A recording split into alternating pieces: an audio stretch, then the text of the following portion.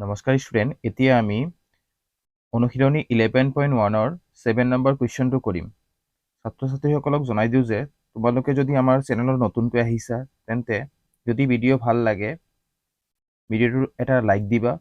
আৰু চেনেলক ছাবস্ক্ৰাইব কৰিবা। চাবা 7 নম্বৰ কুৱেশ্যনটো কি দিছে, এটা ৰম্বাছৰ কালি আৰু এটা ত্ৰিভুজৰ কালি সমান যদি ত্ৰিভুজৰ ভূমি আৰু অনুৰূপ উন্নতিৰ দৈৰ্ঘ্যক্ৰমে 24.8 cm সেমি আৰু 5.5 সেমি, ৰম্বাছটোৰ এডাল কৰ্ণৰ দৈৰ্ঘ্য 22 সেমি হয়, আনডাল কৰ্ণৰ দৈৰ্ঘ্য নিৰ্ণয় কৰা। চাবা কেনেকৈ কৰিম আমি। প্ৰশ্নটো দিয়াৰ দৰে চাবা আমি কেনেকৈ ABCD এটা ৰম্বাছ বনাই ল'লো। ইয়াত থকা ত্ৰিভুজ দুটা কি কি ক্ৰমে ত্ৰিভুজ আমি ধৰি ল'লো ABC আৰু ত্ৰিভুজ কি ধৰিলো ADC। ইয়াত ত্ৰিভুজ ABCৰ কালি আৰু ত্ৰিভুজ ADCৰ কালিও সমান হ'ব। ত্ৰিভুজ ABCৰ কালি আৰু ত্ৰিভুজ কি ADCৰ কালিও সমান হ'ব। কেনেকৈ লিখিব পাৰো ইয়াক সলিউশন ত্ৰিভুজটোৰ ক্ষেত্ৰত প্ৰথমে আমি কি লিখিব পাৰো, ত্ৰিভুজটোৰ ক্ষেত্ৰত কি দি আছে চাবা, ভূমি আৰু অনুৰূপ উন্নতিৰ দৈৰ্ঘ্যক্ৰমে গিভেন দিয়া আছে। ত্ৰিভুজটোৰ ক্ষেত্ৰত কি দিয়া আছে, ভূমি দিয়া আছে তোমাৰ 24.8 সেমি। উন্নতিৰ দৈৰ্ঘ্যক্ৰমে উন্নতি দিয়া আছে কিমান 5.5 সেমি। ভূমি আৰু উন্নতি দিয়া আছে। যিহেতু ইয়াত চাবা ABC আৰু ADC ত্ৰিভুজ সমান, কালি সমান, যিহেতু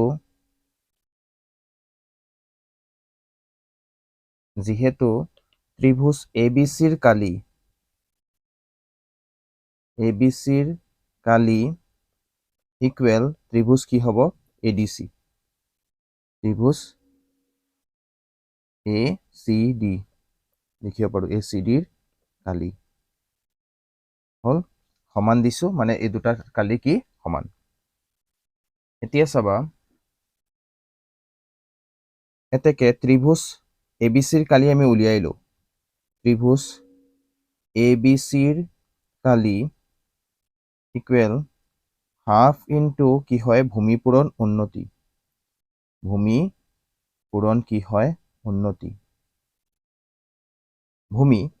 আমাক চাবা হাফে থাকিল, ভূমি কিমান দিছে 24.8, উন্নতি কিমান দিছে 5.5, ঠিক আছে 5.5। সেমি আৰু সেমি 24.8ৰ লগত সেমি আছিলে আৰু 5.5ৰ লগতো সেমি আছিলে, কি হৈ যাব বৰ্গ সেমি। কি হ'ব বৰ্গ সেমি। এতিয়া আমি কি কৰিম চাবা, 2 দি পেলাই কাটি দিওঁ কাক 24.8ক কাটি দিওঁ। কেনেকৈ কাটিবা, 2 দি পেলাই কেইবাৰ গ'ল, 2 1 গুণ 2, 2 2 গুণ 4, 2 4 গুণ 8, 2 1 গুণ 2, 2 2 গুণ 4, 2 4 গুণ 8। পইণ্ট কেইঘৰ আগত আছে, এঘৰ আগত, ইয়াত এঘৰ আগত পইণ্ট দিবা। ইয়াত কি পালো আমি 12.4 মাল্টিপ্লাই 5.5,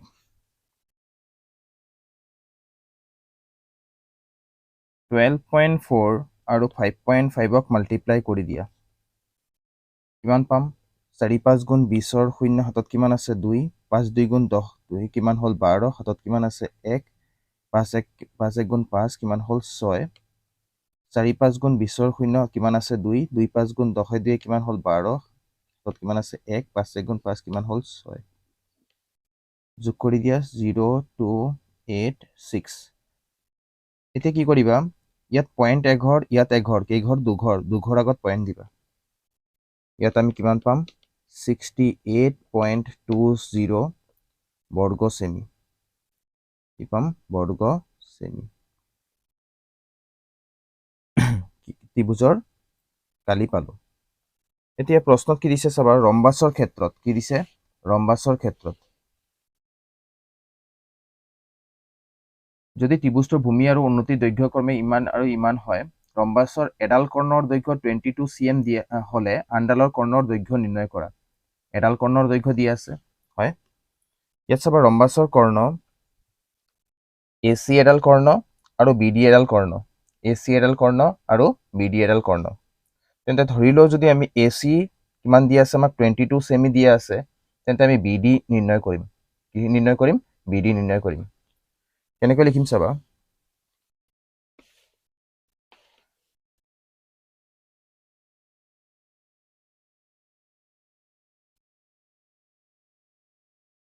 again আকৌ কি দিয়া আছে ABCD ৰম্বাসৰ ক্ষেত্ৰত ABCD ৰম্বাসৰ ক্ষেত্ৰত given দিয়া আছে আমাক কি এডাল কৰ্ণৰ দৈৰ্ঘ্য এডাল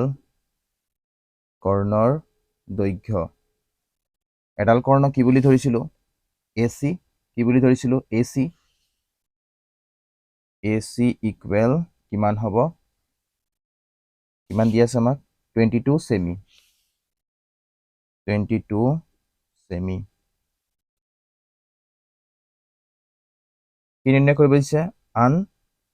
আনডাল কৰ্ণৰ দৈৰ্ঘ্য আনডাল কৰ্ণৰ দৈৰ্ঘ্য আনডাল কৰ্ণ কি বুলি ধৰিছিলো BD ইকুৱেল what নিৰ্ণয় কৰিম therefore এতেকে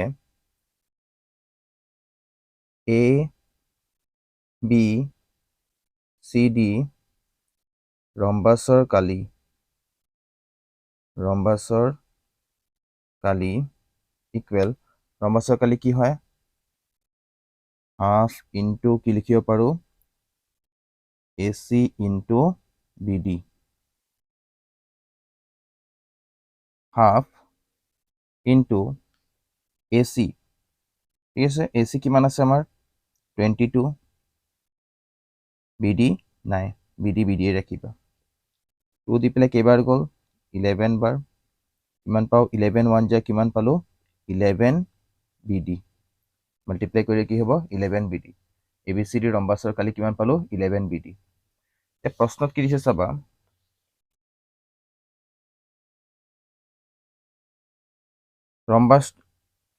এটা ৰম্বাসৰ কালি আৰু এটা ত্ৰিভুজৰ কালি সমান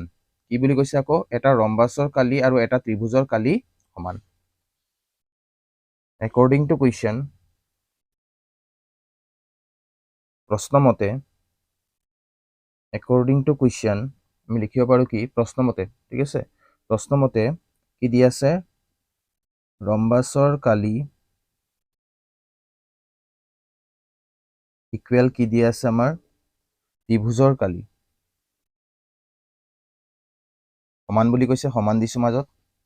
ত্ৰিভুজৰ কালি ৰম্বাসৰ কালি কিমান পাইছো আমি 11 BD implies ৰম্বাসৰ কালি কিমান পাইছো 11 BD ইকুৱেল ত্ৰিভুজৰ কালি কিমান পাইছিলো 68.20 বৰ্গ সেন্টিমিটাৰ 68.20 নিদিলে হ'ব implies 11 আৰু BD কি আছে 11 আৰু BD কিহত আছিলে পূৰণত যদি আমি BD ক ৰাখি দিও এই 11 পূৰণ হৈ আছিল বাওঁফালৰ পৰা সোঁফালে গ'লে কি হ'ব 68.2 ক হৰণ কৰিব তলত আহিব মন থাকিব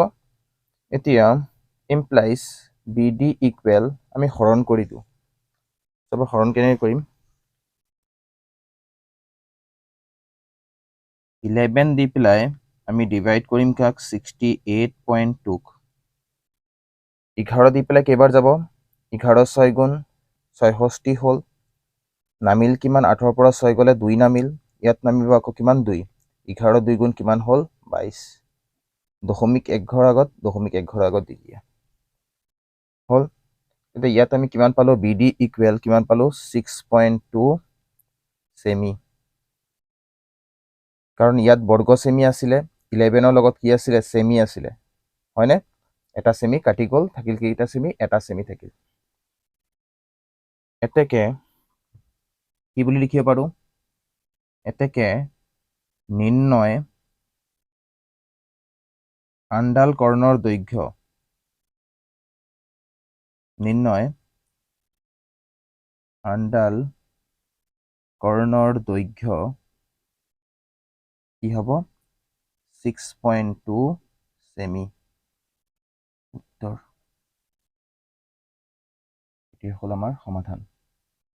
কুৱেশ্যন নম্বৰ 8 কি দিছে চাবা ট্ৰেপেজিয়াম আকৃতিৰ বাগিচা এখনৰ কালি 480 মিটাৰ স্কুৱেৰ উচ্চতা দিছে 15 মিটাৰ আৰু সমান্তৰাল বাহু এটাৰ দৈৰ্ঘ্য 20 মিটাৰ আনটো সমান্তৰাল বাহুৰ মাপ উলিওৱা চাবা কেনেকৈ কৰিম প্ৰশ্ন দিয়াৰ দৰে আমি কি লিখিলো চাবা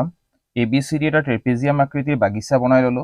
এই বাগিচাখনৰ চাবা কি দি আছে ABCD ট্ৰেপেজিয়াম আকৃতিৰ বাগিচাখনৰ কালি মানে বাগিচাখনৰ কালি কিমান দি আছে 480 মিটাৰ স্কয়াৰ বুলি ধৰিলো উচ্চতা কি আছে ইয়াৰ উচ্চতা কিমান হ'ব h বুলি ধৰিলো উচ্চতা h কিমান দি আছে আমাক h দি আছে আমাক 15 মিটাৰ উচ্চতা h দি আছে 15 মিটাৰ আৰু সমান্তৰাল বাহু এটাৰ দৈৰ্ঘ্য 20 মিটাৰ দি আছে সমান্তৰাল বাহু এটাৰ দৈৰ্ঘ্য যাক সমান্তৰাল বাহু ইয়াত দুডাল আছে কি আছে AB আৰু কি আছে CD AB আৰু কি আছে AB আৰু কি আছে CD তেন্তে সমান্তৰাল বাহু এটাৰ দৈৰ্ঘ্য AB ইকুৱেল কি ধৰিলো 20 মিটাৰ ওলাব দিছে কি আনটো সমান্তৰাল বাহুৰ মাপ উলিওৱা কি লিখিছো আনটো সমান্তৰাল বাহুৰ মাপ যদি আমি AB ক ধৰিছো 20 মিটাৰ আনটো বাহু কি হ'ব CD ইকুৱেল কি লিখিম what we know ট্ৰেপেজিয়ামৰ কালি ইকুৱেল টু হাফ ইনটু কি হয় সমান্তৰাল বাহু দুটাৰ সমষ্টি আৰু সমান্তৰাল বাহু দুটাৰ মাজৰ লম্ব দূৰত্ব লম্ব দূৰত্ব কি ধৰিছো আমি এই লম্ব দূৰত্বটো কি আছিল h আছিল আৰু সমান্তৰাল বাহু দুটাৰ যোগফল সমান্তৰাল বাহু দুটাৰ সমষ্টি কি আছিল AB প্লাস কি লিখিব পাৰো CD বুলি লিখিব পাৰো ট্ৰেপেজিয়ামৰ কালি চাবা এতিয়া ট্ৰেপেজিয়ামৰ কালি আমাক কিমান দিয়া আছে 480 মিটাৰ স্কয়াৰ 480 লিখিলো ইকুৱেল কি দিয়া আছে half into AB plus CD AB কিমান দিয়া আছে আমাৰ 20 দিয়া আছে প্লাস CD কিমান দিয়া আছে CD দিয়া নাই CD নিৰ্ণয় কৰিব লাগিব হোল ব্ৰেকেট ইনটু h কিমান দিয়া আছে আমাৰ 15 h কিমান দিয়া আছে আমাৰ 15 এতিয়া সব আমি কি কৰিব পাৰো প্ৰথমে আমি ই 1/2 খুফালে আছে আমি বাওফালে পঠাই দিও বাওফালে পঠালে কি হ'ব ভগ্নাংশ আকাৰটো উলটি যায় তেন্তে 480 লগত মাল্টিপ্লাই হৈ যাব কাৰ 2/1 ৰ 2 কি হ'ব 1 উলটি গলে কি হ'ব 1 টো তলত আহিব ইয়াত থাকি গল কি 20 প্লাস CD হোল ইনটু 15 এতিয়া আকৌ আমি এই 15 মাল্টিপ্লাই আছে ইফালে খুফালে আছে বাওফালে পঠাই দিও বাওফালে পঠালে কি হ'ব 480 মাল্টিপ্লাই 2 পূৰণ থাকিলে কি হ'ব হৰণ হৈ যাব 15 ক'ত আহিব তলত ইকুৱেল কি থাকি গল ইয়াত 20 প্লাস CD ব্ৰেকেট আঁতৰাই দিবা এতিয়া 15 দি পেলাই আমি 480 ক ডিভাইড কৰি দিও হক 15 দি পেলাই 480 ক ডিভাইড কৰো 15 3 গুণ কিমান 45 হলনে 45 হল 15 3 যা 45 নামিল কিমান 3 নামিব কিমান 0 15 2 যা কিমান হল 30 কিমান বাৰ গল 32 বাৰ তেন্তে 15 দি পেলাই ইয়াক কাট কৰি দিয়া কিমান বাৰ যাব 32 ইয়াত থাকিব কি implies 32 into 2 32 into 2 equal 20 plus CD 32 into 2 কৰা 2 2 যা কিমান হল 4 3 2 যা কিমান হল 6 equal to 20 plus CD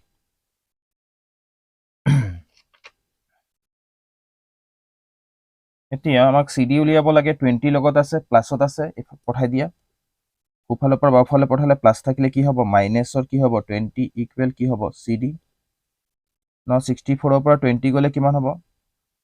4 6 ৰ পৰা 2 গলে কিমান হ'ব 4 44 ইকুৱেল কি CD there implies CD equal to আমি কি পাও 44 কি হ'ব মিটাৰ 44 কি হ'ব মিটাৰ এতেকে নিৰ্ণয় আনটো সমান্তৰাল বাহুৰ মাপ আনটো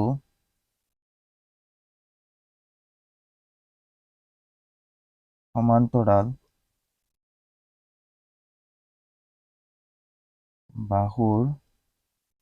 মাপ আনটো সমান্তৰাল বাহুৰ মাপ কি CD বুলি ধৰিছিলোঁ আমি ইয়াত CD কিমান পালোঁ 44 পালোঁ ইয়াত তেন্তে কি লিখিম আমি এতেকে নিৰ্ণয় আনটো সমান্তৰাল বাহুৰ মাপ কিমান 44 মিটাৰ হ'ল কি আমাৰ উত্তৰ